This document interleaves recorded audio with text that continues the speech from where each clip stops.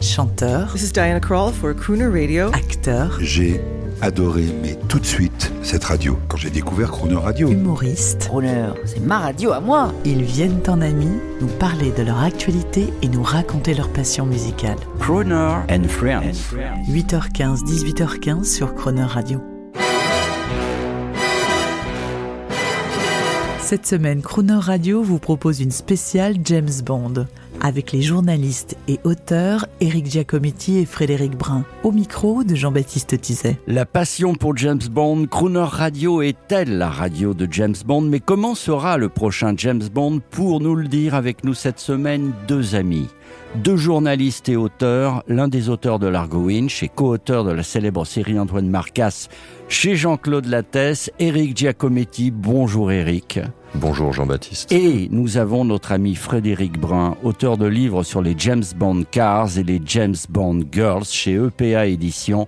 Bonjour Frédéric. Bonjour Jean-Baptiste. Et bonjour les amis. Et là, pour une fois, et surtout cette fois, Crooner and Friends porte bien son nom, car, mesdames et messieurs, nous avons aujourd'hui, toute cette semaine, deux chevaliers de l'avènement de Crooner. Dès le début, ils ont sué, sang et eau, ils ont mis en danger leur corps pour défendre cette radio. Depuis combien de temps, mon cher Éric Giacometti? Je crois que ça remontait à ta naissance, Jean-Baptiste. Déjà, quand tu as poussé ton premier cri, c'était un cri de Crooner. Et je me souviens d'un article d'une page entière dans Le Parisien pour Crooner Radio et pour le DAB, c'était aux alentours de 2009. Ça remonte à loin. Frédéric Brun, un jour, je vous ai appelé. Vous étiez l'attaché parlementaire d'Olivier Dassault qu'on embrasse parce qu'il n'est plus de ce monde. Et vous m'avez dit, pour Crooner, vous pouvez compter sur moi 24 heures sur 24. Vous vous souvenez? Oui.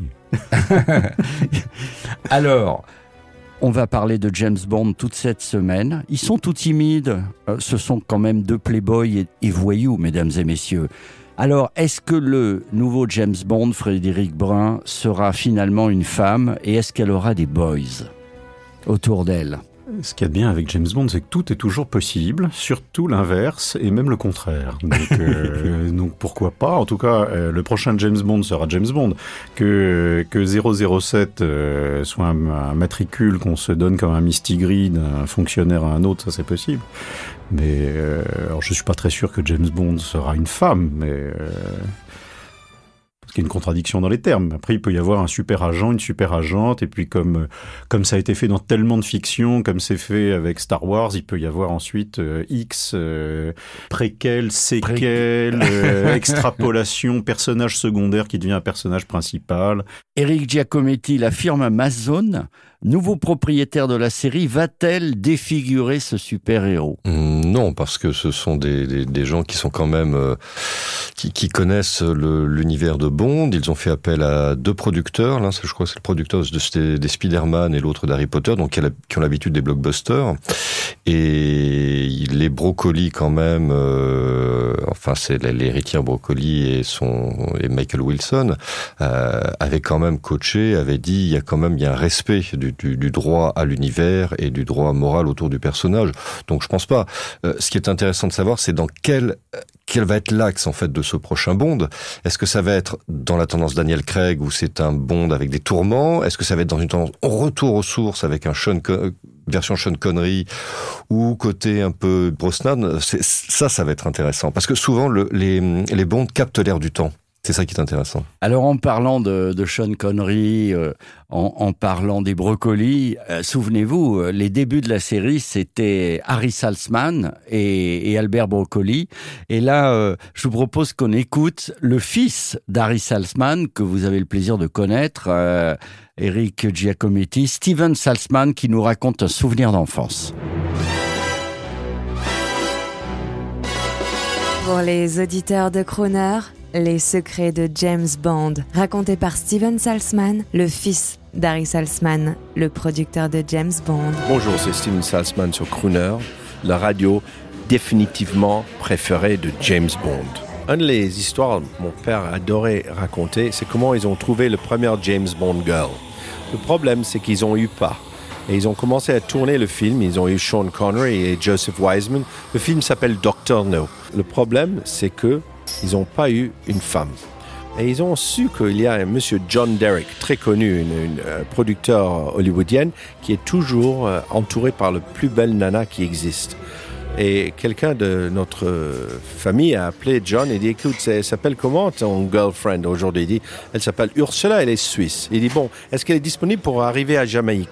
Et ils étaient si sûrs qu'elle va être magnifique qu'elle a eu le part sans même être vue par les producteurs. Voilà Steven Saltzman qui a sauté sur les genoux d'Ursula Andress. Voilà, il était tout petit, il raconte ses souvenirs. Et on comprend que l'affaire était drôlement familiale au début. La brave Ursula, qui a fait rêver tant de générations, est arrivée donc un peu par hasard.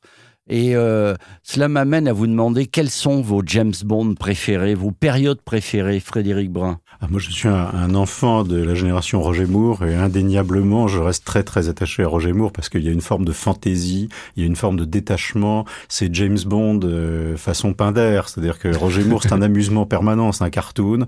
Moi, je suis très sensible, puis je trouve que Roger Moore a une manière désinvolte de jouer ce super-héros avec ça, comme un enfant qui trouve une panoplie sous un sapin de Noël. Et donc, tout ça a beaucoup de légèreté et d'humour.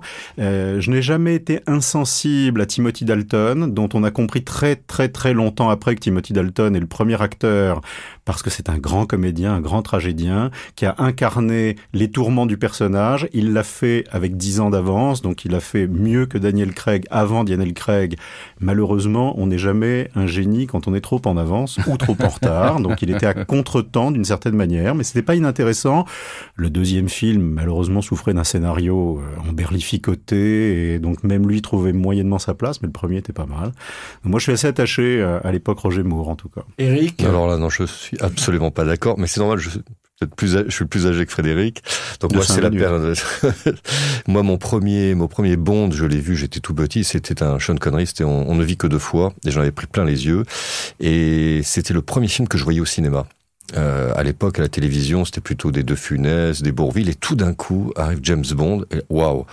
J'avais pas compris les trois quarts du scénario, mais je me disais, agent secret, ça doit être un chouette métier quand même, j'aimerais bien faire ça. et en fait, Sean Connery, pour moi, c'est l'incarnation immortelle de Bond, parce que il incarne trois choses. 1, la séduction. 2, l'humour. Et 3, le mystère. C'est-à-dire qu'il y a quelque chose chez lui qui est insaisissable. Roger Moore, j'aime l'acteur, mais je le trouve trop lisse. Alors que Sean Connery a une aspérité, a quelque chose. On sent qu'il peut très vite basculer de l'autre côté, du côté obscur de la force. Et ça m'a toujours plu. Et j'ai quand même oui, alors je suis d'accord avec Frédéric sur Timothy Dalton. Je crois il a pas du tout été servi par des scénarios. Il aurait eu le scénario de GoldenEye, je pense qu'il aurait pu décoller, comme Brosnan. Et moi, un de mes favoris dont personne ne parle, c'est George Lazenby, au service secret de Sa Majesté, que je revois une fois par an parce qu'il y a voilà. À votre bon cœur. On va parler du brave George Lazenby ou Lazenby. Pour amener du vent dans le moulin d'Éric ou du grain à moudre, Roger Moore avait lui-même une plaisanterie qu'il aimait répéter, et il disait, vous savez, je suis le seul acteur doublé même dans les scènes d'amour. Il y avait beaucoup d'autodérision. On écoute, en hommage à Sean Connery, un magnifique crooner anglais, Matt Monro, qui chante From Russia with Love, 1963, titre français, Bon baiser de Russie. À demain, messieurs. From Russia with love, I fly to you, much wiser since my goodbye to you. I've traveled the world to learn I must return from Russia with love. I've seen places, faces, and smiled for a moment, but oh, you so. Still my tongue-tied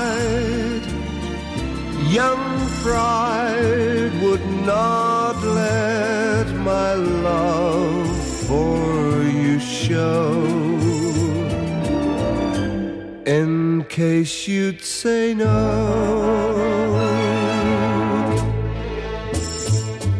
To Russia I flew, but there and then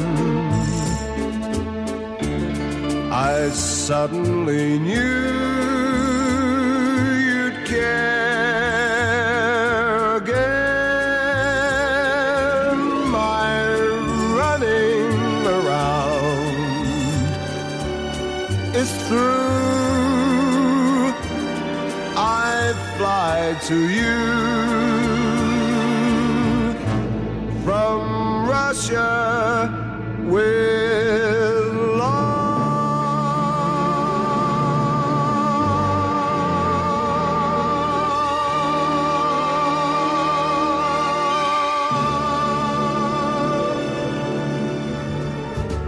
Demain à 8h15 et 18h15 dans Croner & Friends, vous retrouverez Éric Giacometti et Frédéric Brun pour notre spécial James Bond.